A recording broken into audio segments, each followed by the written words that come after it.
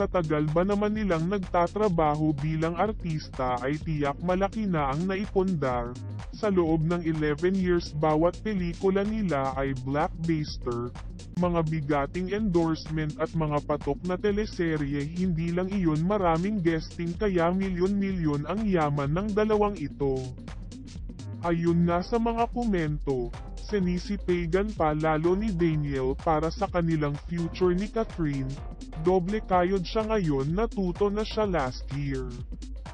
Pansin nyo ba todo focus sa pagpapatayo ng mga negosyo?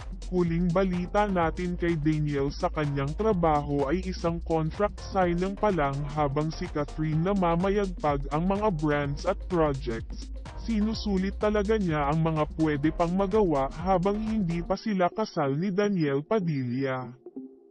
Ayon pa sa isang komento, kahit buwag na ang love